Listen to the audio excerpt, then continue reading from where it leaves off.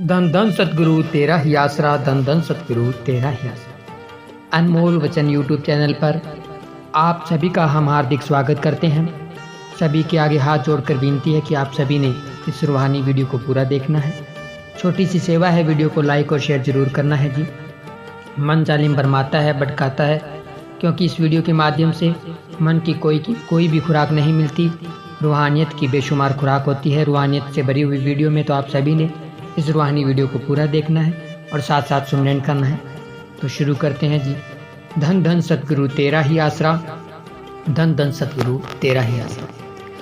पांचवें पातशाह श्री गुरु अर्जन देव जी के समय की घटना है।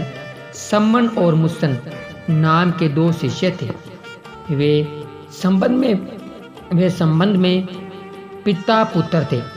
पिता का नाम सम्मन और बेटे का नाम मुशन था।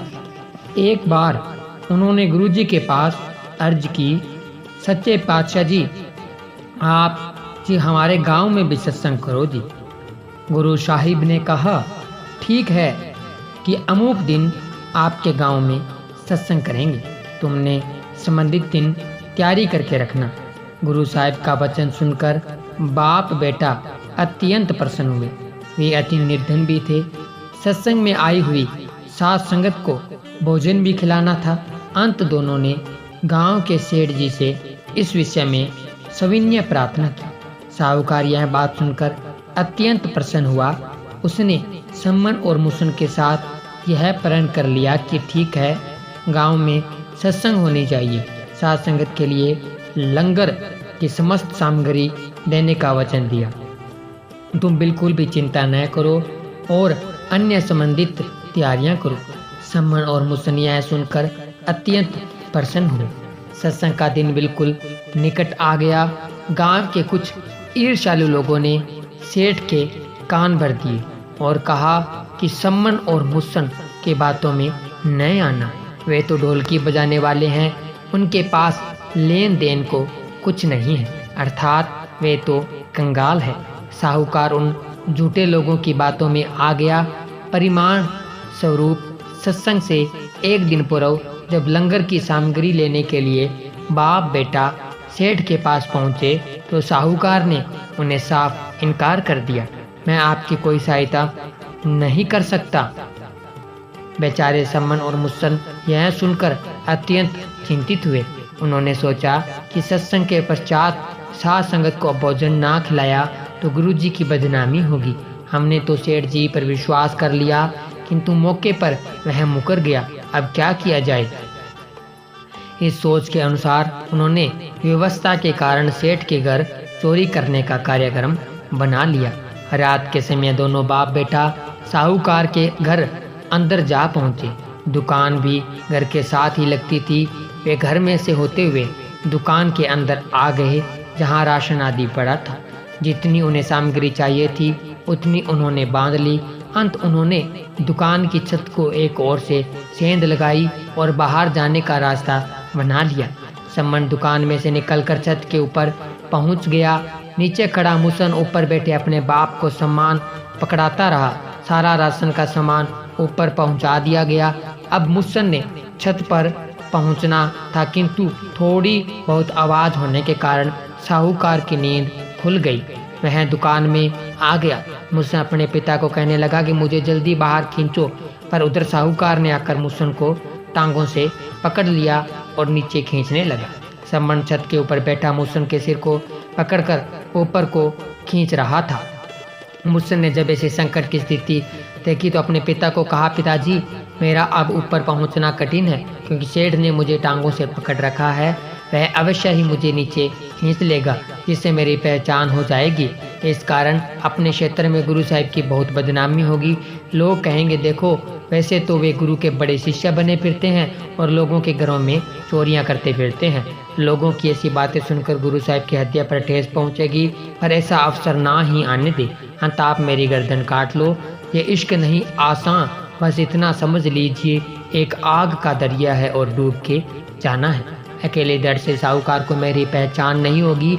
इस प्रकार गुरु साहिब की बदनामी नहीं होगी। देखिए, एक बेटा अपने बाप को कह रहा है कि आप मेरी गर्दन काट कर साथ ले जाएं। जब यह बात सम्मन ने सुनी तो वह बड़ी दुविधा में फंस गया कि क्या किया जाए, पर उधर गर्दन काटने के लिए जोर दे रहा है। अंत सम्मन ने मुखान की गर्दन काटने के लिए तेजधार कटार अपने कमरबंद से निकाली और बिना कुछ विचार किए तुरंत ही मुसन की गर्दन धड़ से अलग कर दी। ये बात लिख देनी और पढ़ सुन लेनी सरल लगती है, किंतु जब समय पर बीतती है तो आंखों के आगे तारे दिखाई देने लगते हैं और दिमाग काम करना बंद कर देता है।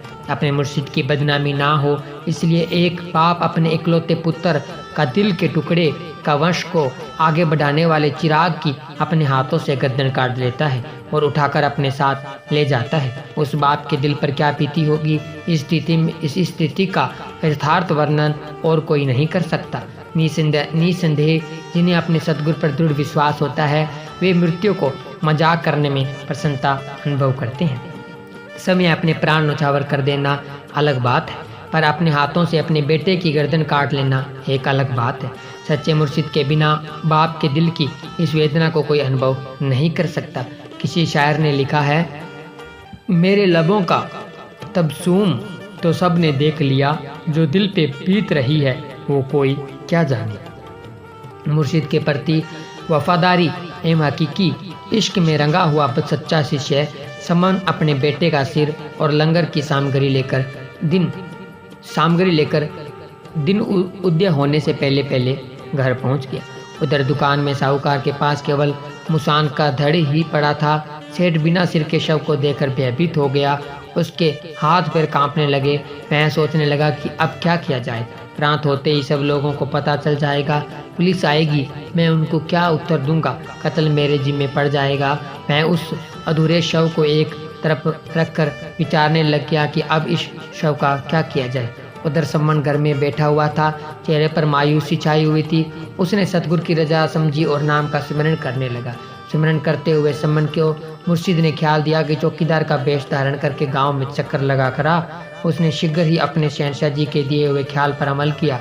उसने चौकीदार का वेश धारण किया और गांव में से गुजरता हुआ साहूकार के घर पहुंच गया और साहूकार सम्मन को चौकीदार के वेश में होने के कारण नहीं पहचान सका। उसने सम्मन को कहा, हे भाई चौकीदार, यदि तू मेरा एक काम कर दे तो मैं तुझे मुँह मांगा इनाम दूंगा। सम्मन ने कहा, बताओ मेरे माई बाप। साहूकार ने कहा कि मेरे घर में एक अधूरा शव पड़ा हुआ है, उसे छुपाकर बाहर ले जाकर नष्ट कर दे, अर्थात उसका नामो निशान मिटा दे। सम्मन बेचारा और क्या चाहता था। उसने बड़ी खाली बोरी में शव को डाल लिया और उठाकर अपने घर ले आया। घर आकर सिर और धड़ को आपस में एक दूसरे से जोड़ दिया और उसके ऊपर कपड़ा डाल दिया। कुछ समय के पश्चात श्री गुरु अर्जन देव जी का अत्यंत ही प्रभावशाली सत्संग हुआ। सत्संग के पश्चात साथ संगत और गांव के लोगों को भोजन खिलाया गया। सभी लोग गुरु साहिब जी का धन्यवाद कर रहे थे। सम्मन लोगों के मुंह से अपने शहंशाह मुर्शिद कामिल की प्रशंसा सुनकर अत्यंत प्रसन्न हो रहा था। सत्संग पंडाल से चलकर गुरु साहिब सम्मन के घर आ गए। गुरु साहिब ने आसन ग्रहण किया और सम्मन से बातचीत करते उससे पूछा, हे सम्मन, मुस्सन नजर नहीं आ रहा है। कहा, कहाँ है वह? सम्मन बेचारा चुप था। आखिर वह क्या उत्तर दे। अनजान तुम बने रहें ये और बात है, ऐसा तो क्या तुमको हमारी खबर ना हो। गुरु साहिब ने सम्मन को फिर कहा कि मुस्सन कहाँ है, उसको बुलाओ। अंत में सम्मन को उत्तर देना ही पड़ा और उसने कहा, हे गरीब नवाज दाता जी, मुस्सन मेरे से रुष्ट हो गया है और वह मेरे साथ नहीं बोलता नहीं। गुरु साहिब ने सम्मन को कहा, तू जाकर उसे बुलाकर ला।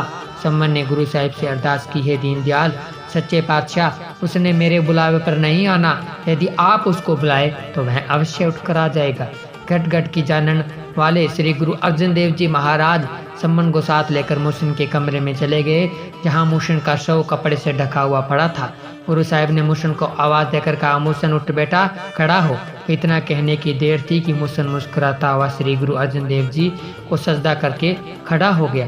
उस समय मुसन की गर्दन और धड़ ताजा जुड़े हुए स्पष्ट दिखाई दे रहे थे।